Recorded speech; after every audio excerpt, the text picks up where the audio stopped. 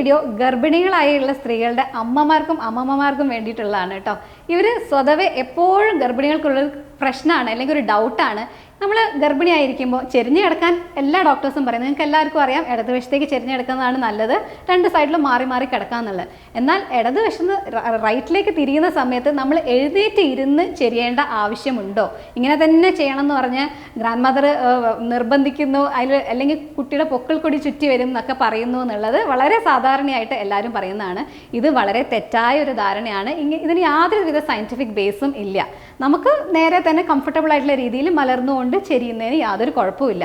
കുഞ്ഞിൻ്റെ പൊക്കിൾക്കൊടി എന്ന് പറയുന്നത് കുഞ്ഞിൻ്റെ പൊക്കിളിൽ നിന്ന് അമ്മയുടെ മറുവിലേക്ക് കണക്ട് ചെയ്യുന്ന ഒരു 60 സെൻറ്റിമീറ്ററോളം ലോങ് ആയിട്ടുള്ളൊരു കോഡാണ്. ഇത് കുഞ്ഞ് വയറിൻ്റെ ഉള്ളിൽ നിന്ന് പല രീതിയിലുള്ള മൂവ്മെൻറ്റ്സ് ഉണ്ടാകുമ്പോഴും കുഞ്ഞ് തിരിഞ്ഞ് വരുമ്പോഴൊക്കെ പൊക്കിൾക്കൊടി ചിലപ്പോൾ ചുറ്റി വരാം. ഇത് അമ്മയുടെ പൊസിഷനായിട്ടോ അല്ലെങ്കിൽ അമ്മയുടെ ആക്ടിവിറ്റി ആയിട്ടോ യാതൊരു ബന്ധവും ഇല്ലാത്തൊരു കാര്യമാണ്. ഇനി അഥവാ പൊക്കിൾക്കൊടി ചുറ്റിയിട്ടുണ്ടെന്നുണ്ടെങ്കിൽ അധികം ടെൻഷൻ ആവേണ്ട കാര്യമൊന്നുമില്ല.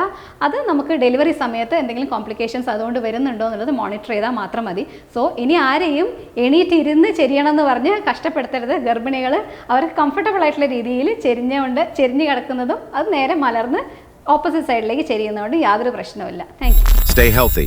Follow for more.